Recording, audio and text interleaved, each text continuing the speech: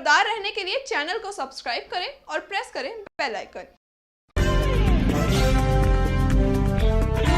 नमस्कार, मैं हूं प्रवीण। आप देख रहे हैं इंडिया टाइम 24 न्यूज। मुस्कुरा के देखो, सारा जहां रंगीन नजर आएगा, वरना गीली आंखों से तो आईना भी धुंधला नजर आता है। ये बोल थे पूर्व राष्ट्रपति और missile man APJ Abdul Kalam के, सदी के एक ऐसे महानायक जिनका देश हमेशा आभारी रहेगा। आइए जानते हैं उनकी जिंदगी के कुछ अनसुने और अनकहे पहलुओं के बारे में।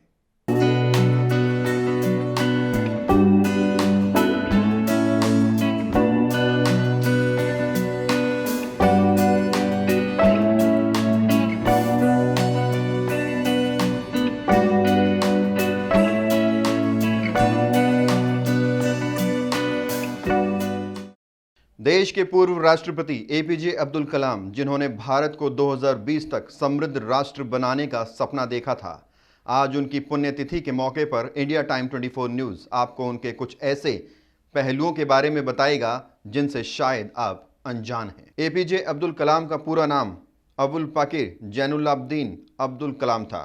वो एक मछुआरे के बेटे थे। उन्होंने कई व्याख्यानों में इसका जिक्र किया है कि वो शुरुआती जीवन में अखबार बेचा करते थे। कौन जानता था कि ये लड़का एक दिन बड़ा होकर देश का चोटी का वैज्ञानिक बनेगा और राष्ट्रपति पद की शोभा बढ़ाएगा। करोड़ों युवाओं के प्रेरणादायक कलाम अपनी मीठी जुबान से हजारों की भीड़ को संबोधित करते थे। उन्होंने 2 दर्जन किताबें भी लिखी, लेकिन फिर भी अपने ट्विटर प्रोफाइल पर खुद को एक लर्नर ही कहा। 4 साल पहले यानी 27 जुलाई को उनका निधन मेघालय के शिलोंग में हो गया। अपने आखिरी वक्त में भी वो बच्चों को लेक्चर देने पहुंचे थे। कलाम ने अपने आखिरी कुछ घंटे ऐसे बिताए जो यादगार हैं। उनकी आखिरी इच्छा, उनके आखिरी शब्द सब हमें बताते हैं कि वो देश के लिए कितना सोचते थे। भारत की अग्नि मिसाइल को उड़ान देने वाले मशहूर वैज्ञानिक अब्दुल कलाम IIM शिलोंग में लेक्चर दे रहे थे। तभी उन्हें दिल का दौरा पड़ा। आनन फानन में अस्पताल ले जाया गया, लेकिन डॉक्टर कुछ नहीं कर पाए। 83 वर्ष के कलाम ने दुनिया को अलविदा कह दिया। 8 साल की उम्र में अब्दुल कलाम अखबार बांटा करते थे। आखिरकार कौन जानता था कि ये लड़का एक दिन राष्ट्रपति पद की शपथ लेगा और देश का गौरव बढ़ाएगा। अब्दुल कलाम सुबह 4 बजे उठते थे और निकल पड़ते थे संस्कृत की क्लासेस के लिए। इसकी वजह ये बताते थे कि उनके टीचर हर साल 5 बच्चों को मुफ्त में गणित पढ़ाते थे, लेकिन वो बिना नहाए बच्चों को नहीं पढ़ाते थे। ट्यूशन से आने के बाद वो नमाज अदा करते थे। इसके बाद वो सुबह 8 बजे तक रामेश्वर रेलवे स्टेशन और बस अड्डे पर न्यूज़पेपर बांटा करते थे। 1962 में कलाम इसरो में पहुंचे। इन्हीं के प्रोजेक्ट डायरेक्टर रहते भारत ने अपना पहला स्वदेशी उपग्रह प्रशिक्षण यान SLV-3 बनाया। 1980 में रोहिणी उपग्रह को पृथ्वी की कक्षा के समीप स्थापित किया गया और भारत अंतर्राष्ट्रीय अंतरिक्ष क्लब का सदस्य बन गया। कलाम ने इसके बाद स्वदेशी गाइडेंस मिसाइल को डिजाइन किया। उन्होंने अग्नि और पृथ्वी जैसी मिसाइलें भारत में तकनीक से बनाई। 1992 से 1999 तक कलाम रक्षा मंत्री के रक्षा सलाहकार भी रहे।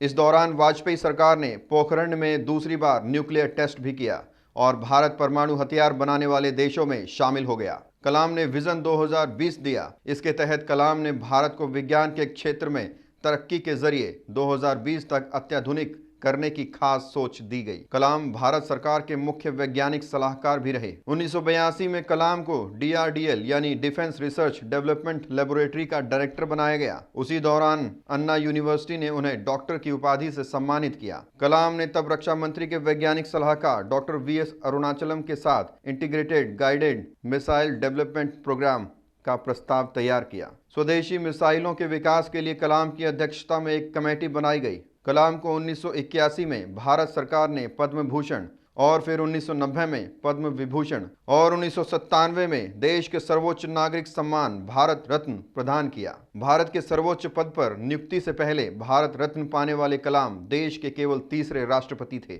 उनसे पहले यह मुकाम सर्वपल्ली राधाकृष्ण और जाकिर हुसैन ने हासिल किया था।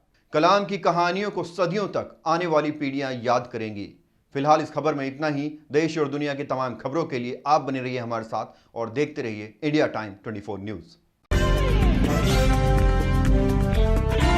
खबरों से खबरदार रहने के लिए चैनल को सब्सक्राइब करें और प्रेस करें बेल आइकन।